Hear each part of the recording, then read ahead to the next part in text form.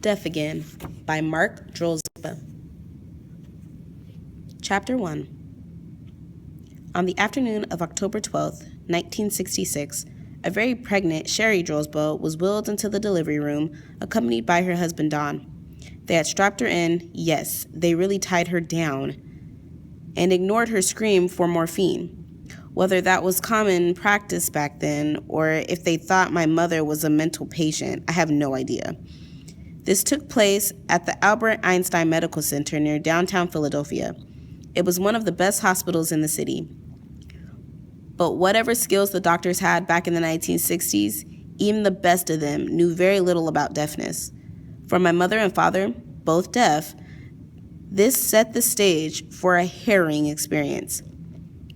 As Sherry was strapped down, she gestured to one of the nurses. She wanted the nurse to free one of her hands. This way, she explained, she would be able to communicate with her husband via sign language. Presumably, she would use that hand to tell him what a bastard he was for getting her in this mess in the first place. Good sport that he is, Don stuck with her throughout the entire ordeal. And with an ordeal it was. Right off the bat, there were some technical difficulties. As Sherry explains it, the nurse took a needle that was to administer the epidural and applied it to her backside. It was taped on so that it would continuously administer some much-needed pain relief. But as the whole drama unfolded, Sherry consistently complained that she was in pain. One of the nurses, getting in close for a good view, leaned onto Sherry's legs. Needless to say, Sherry was not amused. "Tell that nurse to get her elbow off me," she barked. When Dawn informed the nurse of Sherry's discomfort, the nurse shook her head and chuckled. She insisted that there was no way Sherry could feel anything, what with the epidural and all. The hospital staff kept working, and Sherry eventually gave birth, screaming bloody murder the whole time. Finally, when the doctor began fixing up the poor mother so that she'd be on the road to recovery from the memorable experience, she just couldn't take it anymore.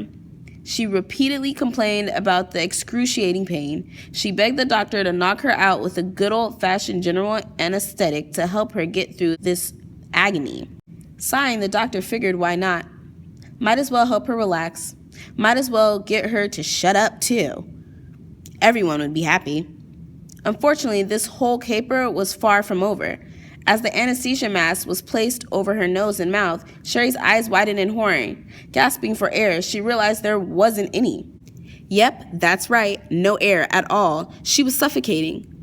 Overcome with panic, Sherry waved vigorously at the doctor and attending nurses. But since Sherry is prelingually deaf, she never had the ability to speak clearly. It was a communication barrier that always turned deadly. The doctors and nurses just assumed that Sherry was one of those difficult, high-maintenance patients. They simply ignored her muffled grunts and frantic struggling. They smiled, reassuring Sherry that everything was okay, and told her just to let the anesthetic do its work. They further restrained her and kept the mask firmly in place. In horror, my mother realized that she was in a nightmare of a situation one would expect to find on the Twilight Zone. Thinking quickly, Shirley raised the one hand that the nurse had freed a little bit earlier and anxiously started finger-spelling to Dawn. No air. Alarmed and confused, Dawn looked around the operating room and saw that the anesthesia machine wasn't working. The pump that was supposed to be pumping wasn't pumping.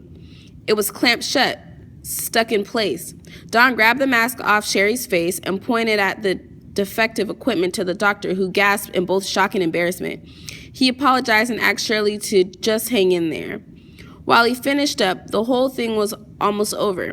Besides all screw-ups, notwithstanding, my folks were overjoyed to be the proud new parents of a healthy baby boy. When Sherry was ready to be sent back to her room, a nurse helped her off the delivery room table and eased her onto a gurney. Immediately, the nurse spotted something on the table and gasped. There was a large wet spot in the vicinity of the needle that was supposedly administering the epidural. Peeling off the tape that was holding the needle in place, the nurse found that it was bent off at an angle. It had been leaking onto the table the whole time instead of providing Sherry the pain-killing relief she begged for. No wonder she'd been screaming the whole time. Sherry noticed the look on the nurse's face and started to panic. What could it possibly be now? She asked Dawn and the nurse what was wrong.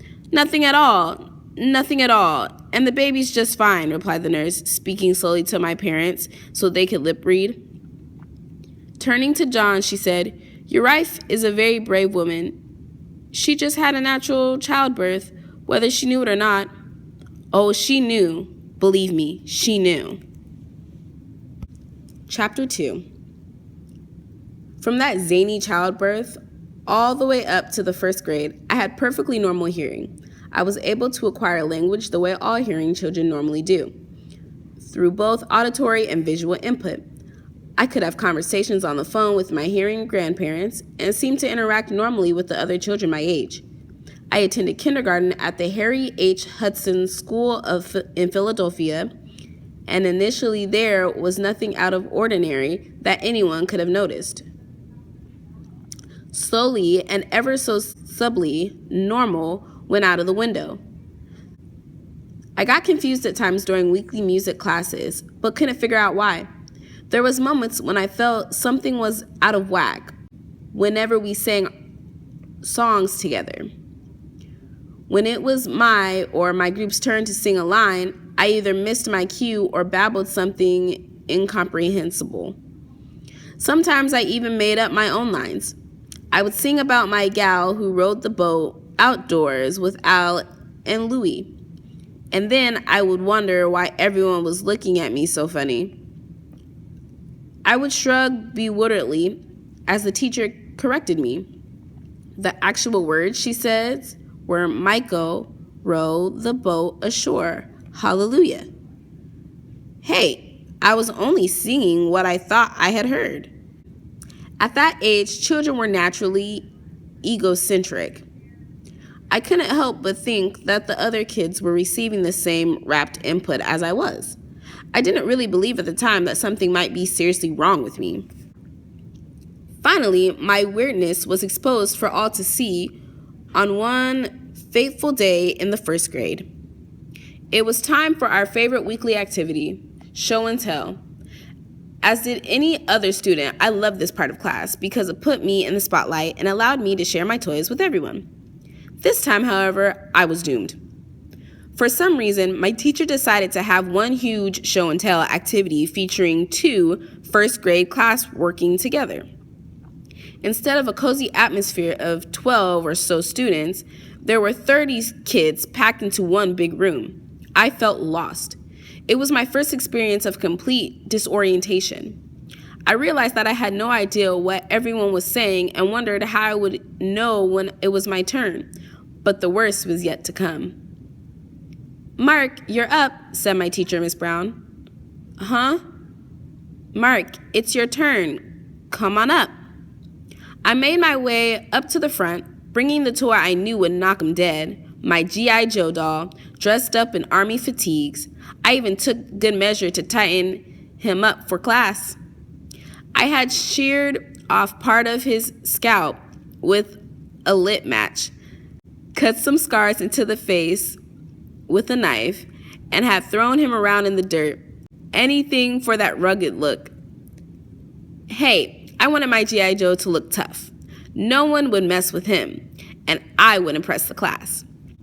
Immediately, though, I was in trouble. I started by explaining how G.I. Joe had survived several bombings, knife fightings, attacks by hairy savages, and even a yake tea party thrown by the girl with the Barbie set. Whatever the danger, Joe always got out alive. Then suddenly, a hand was raised. One of the kids had a question, and it was a kid from the other first grade class. I had no idea who he was. Apparently, since I didn't know him, I wasn't familiar with the speech pattern. There was no way I could understand what he was saying in the crowded classroom. All of those rows back. Thus began my coming out party, where all notions that I was a hearing boy went out the window. Where did you blister the nothing? What? I responded. Where's this number? What? I was getting frustrated. At this juncture, Miss Brown cut in to point out that my manners were inappropriate. She tried to explain that instead of contorting my face and screaming, "What?" it would be more gentlemanly to politely raise my eyebrows and say, "Yes," to the boy. "Yes, what?" I asked Miss Brown. "Don't say what, say yes." "What?" "Y-E-S, yes." "What was the question I'm saying yes to?" No, you say yes politely to him so he'll repeat the question." Struggling, I looked back at the boy. "Yes?" "Where did What? And so the verbal volleyball went on. I had no real understanding of what was happening and no idea of the implications behind this drama. I only remembered the wide-eyed looks I got from the whole classroom. Something was not right. But at this young age, I was unable to grasp the fact that I was going deaf. Shortly after the show and tell fiasco, I found myself in my grandparents' apartment. Back in those days, the word accessibility didn't exist. There was no effective communication between the schools and my deaf parents. Anytime a phone call had to be made, teachers would call my maternal grandparents, Martin and Rose, because they could hear. Inadvertently, for better and for worse, they wound up taking charge of my educational progress, or lack thereof. On this infamous day, my grandfather summoned me and asked me to sit down.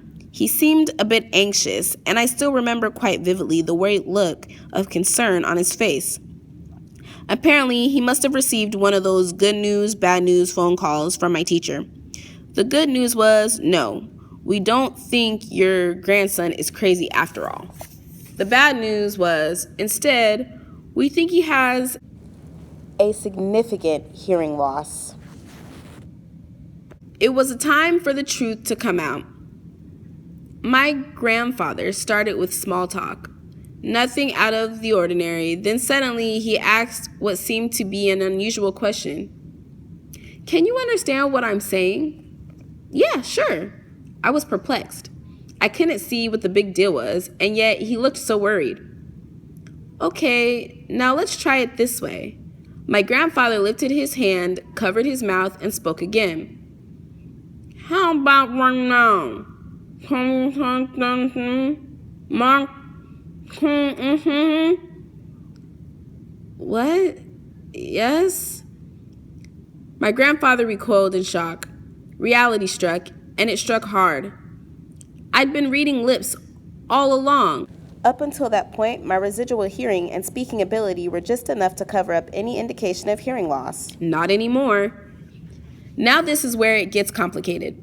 That one simple discovery and the reaction to it had a major impact on the path my life would take.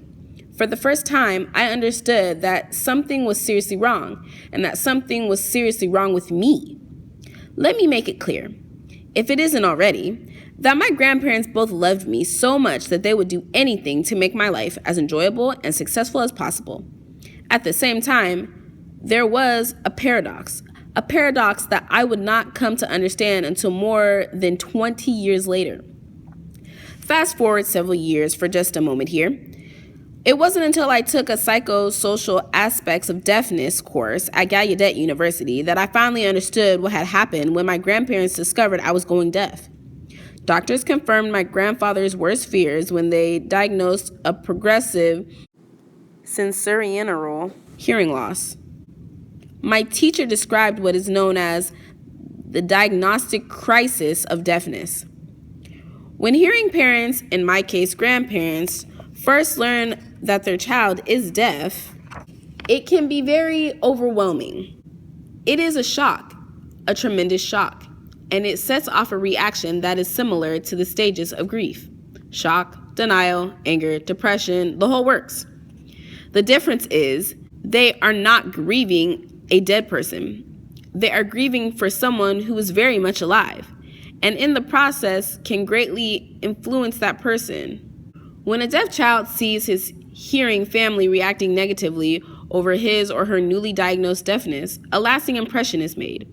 Since the parents are visibly upset and ship the kid off to every medical specialist they can find, even with the best intentions of finding a miracle cure, the child may perceive a different message. Deafness is bad. I am deaf. I need to be fixed. I must be like them, no matter what, because deaf is bad. The irony is, my grandparents were doing everything in their power to help me.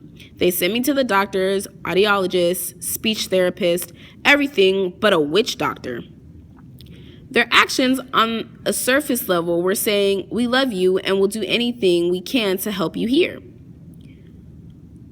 Unbeknownst to them, the mixed message I received was, "We love you, but deafness is a horrible condition. You've got to be fixed." What are the psychological implications of such a message? To me, it meant I had to deny who I really was, and that somehow I had to pretend that I could hear. It meant I had to brown nose hearing people, act like them, act like I understood them, and remove myself from everything associated with deafness. In other words, sign language was verbatim. I was told not to sign, and I respectfully complied. Many deaf people to this day still ask how it was possible for me to be raised this way. They wonder why my own mother and father, who because of their own deafness probably understood my plea better than anyone else, didn't tell everyone to back off. If my parents knew from firsthand experience that sign language was the most accessible form of communication, why did they step aside when it was taken away from me? There were plenty of reasons, many of them with political, educational, and psychological ramifications, but the number one reason was the simple fact that at the time, I just wasn't deaf enough.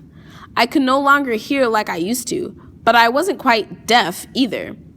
I was in the hard of hearing netherworld that's almost known as being on the fence.